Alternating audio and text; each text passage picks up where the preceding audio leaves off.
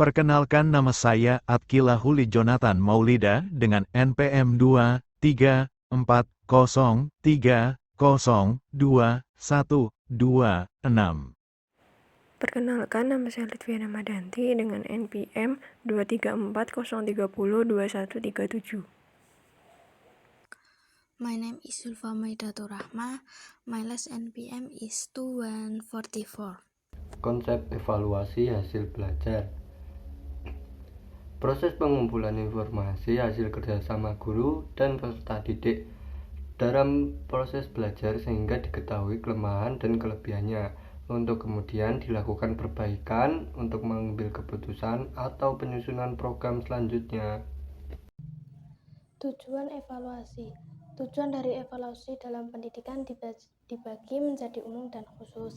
Secara umum, tujuan evaluasi adalah untuk menghimpun bahan-bahan keterangan yang akan dijadikan bukti mengenai taraf perkembangan atau kemajuan yang dialami oleh peserta didik setelah mereka mengikuti proses pembelajaran dalam waktu tertentu. B.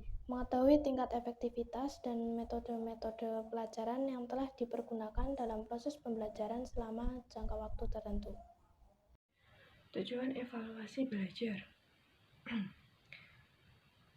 Sedangkan yang menjadi tujuan khusus dari kegiatan evaluasi dalam bidang pendidikan yaitu 1. Untuk merangsang kegiatan peserta didik dalam menempuh program pendidikan. Tanpa adanya evaluasi, maka kita tidak akan muncul motivasi atau rangsangan pada diri peserta didik untuk memperbarui dan meningkatkan prestasi masing-masing. Yang kedua yaitu untuk mencari dan menemukan faktor-faktor penyebab keberhasilan dan kegagalan peserta didik dalam mengikuti program pembelajaran, sehingga dapat dicari dan ditemukan jalan keluar atau cara-cara untuk memperbaikinya. Sujono 2013 16-17. Fungsi. Bagi pendidik, evaluasi pendidikan secara didaktik itu setidak-tidaknya memiliki 5 fungsi, yaitu 1. Memberikan landasan untuk menilai hasil usaha atau prestasi yang telah dicapai oleh peserta didiknya. Dan yang kedua, memberikan informasi yang sangat berguna guna mengetahui posisi masing-masing peserta didik di tengah-tengah kelompoknya. Dan yang ketiga, memberikan bahan yang penting untuk memilih dan kemudian menciptakan status peserta didik. Dan yang keempat, memberikan pedoman untuk mencari dan menemukan jalan keluar bagi peserta didik yang memang memerlukannya. Dan yang terakhir, memberikan petunjuk tentang sejauh manakah program pengajaran yang telah ditentukan dapat dicapai. Fungsi. Jika ditinjau dari berbagai segi dalam sistem pendidikan, maka fungsi evaluasi ada: A. Evaluasi berfungsi selektif. B. Evaluasi berfungsi diagnostik. C. Evaluasi berfungsi sebagai penempatan. Dan D. Evaluasi berfungsi sebagai pengukuran keberhasilan. Selanjutnya itu syarat evaluasi yang efektif. Yang pertama yaitu proses perancangan, proses persiapan siswa untuk mengikuti evaluasi. Yang ketiga, proses penyelenggaraan evaluasi. Yang keempat yaitu proses analisis hasil evaluasi. Teknik dan bentuk evaluasi. Teknik: A. Wawancara atau interview. B. Pengamatan atau observation. C. Daftar cek atau checklist. D. Skala bertingkat. Dan E. Skala sikap. Dan untuk bentuk: 1. Tes tertulis. 2. Tes lisan atau oral tes. Dan yang ketiga, tes perbuatan atau tindakan, performance test. Prosedur evaluasi pembelajaran. 1. Membuat perencanaan evaluasi. Perencanaan evaluasi dimaksudkan agar hasil yang diperoleh dari evaluasi dapat lebih maksimal. 2. Menyusun kisi-kisi. Kisi-kisi berfungsi sebagai pedoman untuk menulis soal atau merakit soal menjadi perangkat tes. 3. Uji coba. Tujuannya untuk melihat soal-soal mana yang perlu diubah, diperbaiki, bahkan dibuang sama sekali. Selanjutnya itu diagnosis kesulitan belajar. ialah suatu prosedur dalam memecahkan kesulitan belajar dengan mengidentifikasi jenis dan karakteristiknya, serta latar belakang dari suatu kelemahan tertentu, serta memprediksi kemungkinan-kemungkinan dan menyarankan tindakan pemecahannya. Faktor internal. Faktor intern siswa meliputi 3 gangguan atau ketidakmampuan psikofisik siswa, yakni 1. Yang bersifat kognitif ranah cipta antara lain seperti rendahnya kapasitas intelektual atau intelijensi siswa. Dan yang kedua bersifat afektif atau ranah rasa antara lain seperti labilnya emosi dan sikap.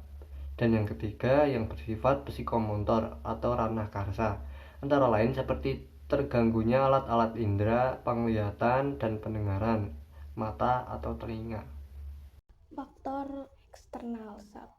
Faktor keluarga, yaitu tentang bagaimana cara mendidik anak, hubungan orang tua dengan anak. Kedua, faktor sekolah, misalnya faktor guru tidak berkualitas, hubungan guru dengan murid kurang harmonis, dan metode mengajar yang kurang disenangi oleh siswa.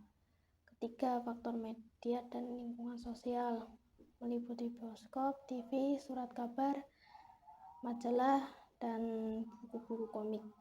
Lingkungan sosial meliputi teman bergaul, lingkungan tetangga, aktivitas dalam masyarakat. Keempat, faktor-faktor dari lingkungan masyarakat meliputi gangguan dari jenis kelamin lain, bekerja sambil belajar, aktif berorganisasi, tidak dapat mengatur waktu rekreasi dan waktu senggang, dan yang terakhir, tidak mempunyai teman belajar bersama. Macam-macam kesulitan belajar. Yang pertama yaitu learning disorder atau kekacauan belajar adalah di mana proses belajar seseorang terganggu karena timbulnya respon yang bertentangan. Yang kedua yaitu learning dysfunction adalah gejala di mana proses belajar yang dilakukan siswa tidak berfungsi dengan baik. Meskipun sebenarnya siswa tersebut tidak menunjukkan adanya subnormalitas mental, gangguan alat indera, atau gangguan psikologis lainnya. Yang ketiga yaitu underachiever, merupakan siswa yang sesungguhnya memiliki tingkat potensi intelektual yang tergolong di atas normal, tetapi prestasi belajarnya tergolong rendah. Yang keempat yaitu slow learner atau lambat belajar adalah siswa yang lambat dalam proses belajar, sehingga ia membutuhkan waktu yang lebih lama dibandingkan sekelompok siswa lain yang memiliki taraf potensi intelektual yang sama.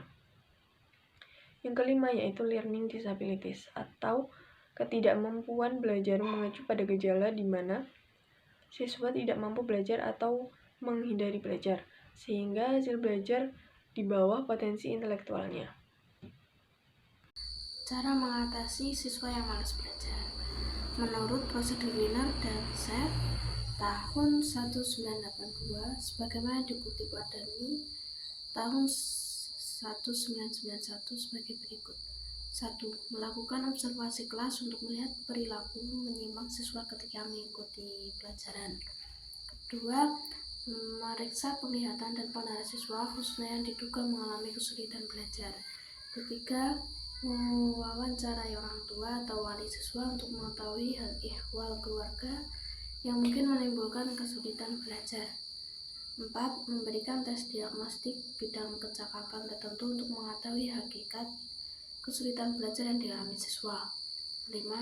Memberikan tes kemampuan intelijensi atau IQ khususnya kepada siswa yang diduga mengalami kesulitan belajar.